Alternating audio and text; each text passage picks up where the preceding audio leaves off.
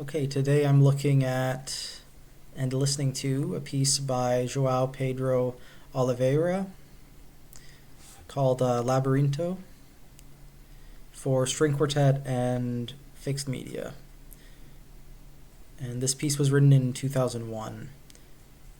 Labirinto is Portuguese for labyrinth, but it also means part of the inner ear. And I'm familiar with Joao's music because of,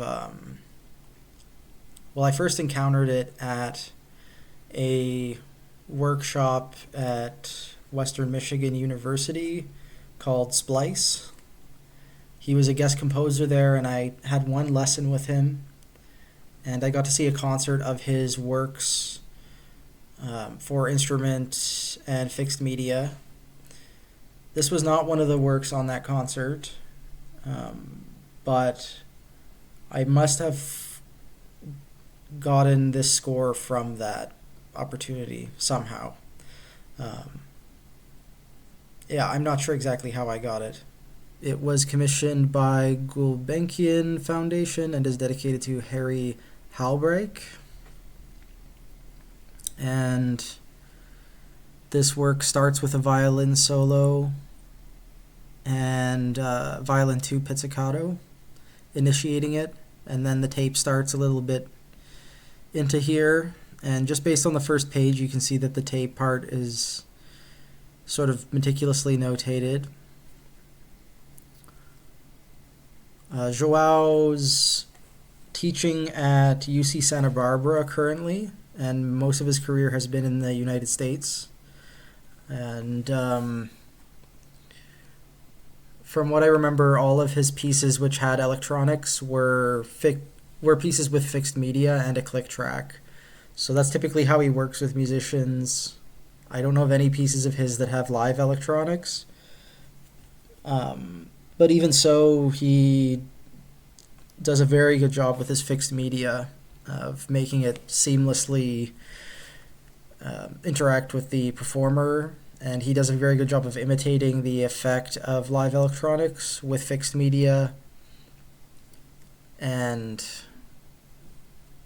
at the time when I saw this concert of his stuff, I found that very inspirational because I was a little bit insecure about using fixed media in my own work, and then I realized that you can do almost anything with it. It's just a different experience for the performer. This is one of his pieces which I'm not familiar with yet, so I'm really excited to get to know it. There are irregular meters in here. There are sections without a tempo and rhythm, where the duration's indicated in seconds. And then there are also 3 different fermatas that he uses. And I've never seen this arrangement before, but he uses square for long and triangle for short. He has quarter tone accidentals. These are the standard, extremely high note and highest possible note are distinguished. And he has feathered beams, and all accidentals affect only the note to which they're attached, except in the case of tremolos. That's good to know. He has this sort of indeterminate notation for repeated figures, and he uses Lochenmann's notation for overpressure distortion. He has a unique symbol for playing between the bridge and the tailpiece. And that's about it. So he's very good about describing his extended techniques here. He talks a little bit about the click track that he sends the performers. And he does not intend for the performers to have monitors. He just has the loudspeakers positioned on stage. Okay, well, I don't really have much more to say about this one because I'm not familiar with it. So I'm just going to have a listen, and as always, I'll have a link to the recording in the description, and then we'll talk about it after. It's about 16 minutes long, so not the longest quartet we've looked at, but still pretty substantial. Okay, sweet. So this was a very intricate and complicated one, which I might need to hear a few more times before I can really get the sense of it. But here was the recording. Lacerda String Quartet. This is a album of Oliveira's works, which is named Labyrinth, probably after this piece. Yeah, I was really impressed with how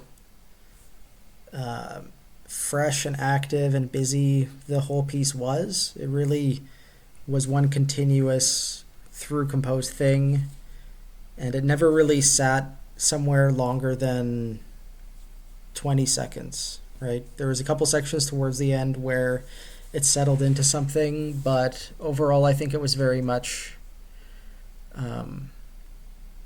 like dense and active with ideas. And I think this is a great example of electronics used to extend the ensemble and enhance the ensemble in sort of a modernist aesthetic. And it's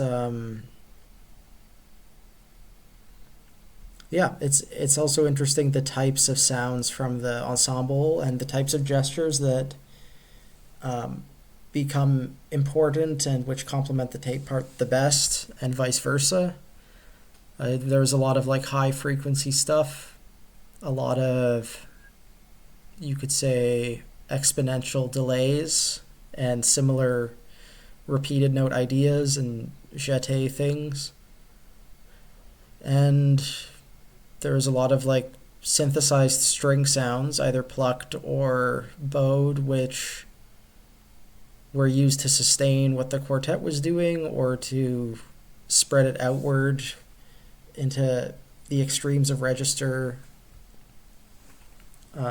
Really high cello was exploited a lot. Some of the highest cello rating I think we've looked at. And this cello solo at the end is a great example of that. It would be really cool to hear live, especially some of the panning effects, to be able to hear that on a stage around things moving around the ensemble. I think that'd be really cool. Within the first minute of the piece, you pretty much get the vibe that it's going for, and it just keeps that energy going. So I think it's pretty remarkable just for being able to do that. So yeah, those are my thoughts for today's one. Tomorrow we're going to look at different trains, which is a completely other way of using electronics with string quartet. So hopefully the two of these pieces can give you some nice contrast and give you a sense of what's out there.